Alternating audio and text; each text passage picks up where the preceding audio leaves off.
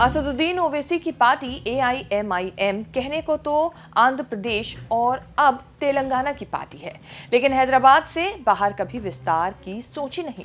तेलंगाना से बाहर यूपी, बिहार, महाराष्ट्र समेत 20 राज्यों में चुनाव लड़ने गए जरूर, लेकिन राजनीति टिकाऊ नहीं रही। ये जरूर किया कि देश में चाहे किसी की भी लहर चल रही हो, हैदराबाद में किसी को हाथ रखने नहीं दिया।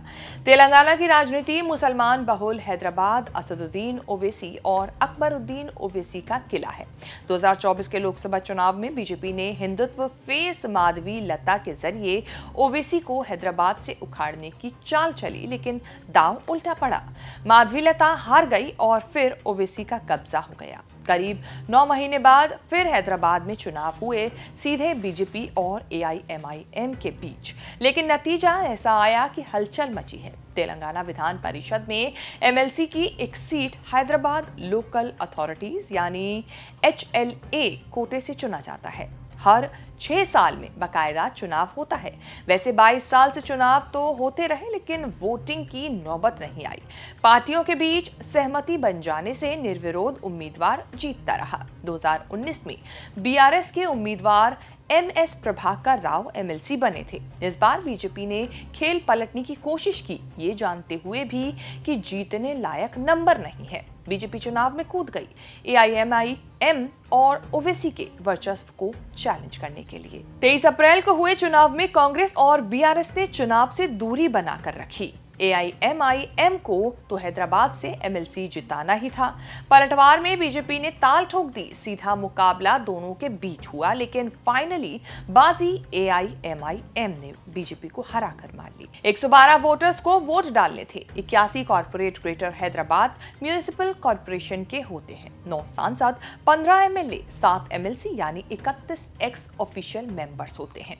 हैदराबाद में अगला बड़ा चुनाव GHMC का होना है, जो साल के अंत में हो सकता है। 2020 के चुनाव में AIMIM कांग्रेस से ज्यादा बीजेपी ने 48 सीटें जीतकर बड़ी सनसनी मचाई थी। AIMIM के उम्मीदवार मिर्जा रियाज उल हसन इफेंडी के पक्ष में 63 वोट पड़े, जबकि उसके अपने वोट 39 ही थे। कांग्रेस के 14 वोट AIMIM के काम आए। बीजेपी उम्मीदवार N गौतम राव को सिर्फ 25 वोट मिले। AIMIM का MLC 38 वोटों से जीतकर विधान परिषद पहुंच गया। BRS के चुनाव में हिस्सा नहीं लेने का फैसला भी एंटी बीजेपी कैंप को मिल गया। तेलंगाना में 2023 से लगातार धमाकेदार प्रदर्शन कर रही कांग्रेस चाहती तो हैदराबाद के छोटे से चुनाव में उतर सकती थी। CM रेवंत रेड्डी ने पार्टी से AIMIM का समर्थन कराया। कांग्रेस और AIMIM के रिश्ते नेशनल पॉलिटिक्स में कभी अच्छे रहे नहीं। राहुल ओवैसी कभी मौका छोड़ते नहीं हमला बोलने का, लेकिन सरकार बनने के बाद से रेवंत रेड्डी ने चीजें ठीक की हुई हैं। तेलंगाना में AIMIM कांग्रेस के मित्र दल और ओवैसी रेवंत रेड्डी के दोस्त की तरह राजनीति करते हैं। रेवंत रेड्डी और दोनों ओवैसी असदुद्दीन और अकबरुद्दीन में खूब पटरी बैठती है। हैदराबाद HLA MLC चुनाव में इसी दोस्ती यारी में कांग्रेस ने बीजेपी को हराने के लिए AIMIM को जिता दिया। हालांकि तेलंगाना कांग्रेस अध्यक्ष B महेश कुमार गौड़ ने ओवैसी की पार्टी के समर्थन से इनकार किया था, लेकिन जहां सरकार हो वहां के फैसले में प्रदेश अध्यक्ष से ज्यादा CM की चलती है। हैदराबाद में ओवैसियों का सिक्का चलते करीब 45 साल हो गए। 1989 से AIMIM और ओवैसी परिवार हैदराबाद से सांसद का चुनाव जीतता रहा। 1989 से 1999 तक ओवैसी के पिता सलाउद्दीन ओवैसी लगातार चुनाव जीते। 2004 से असदुद्दीन चुनाव लड़ने लगे, 5 बार चुनाव जीत चुके हैं।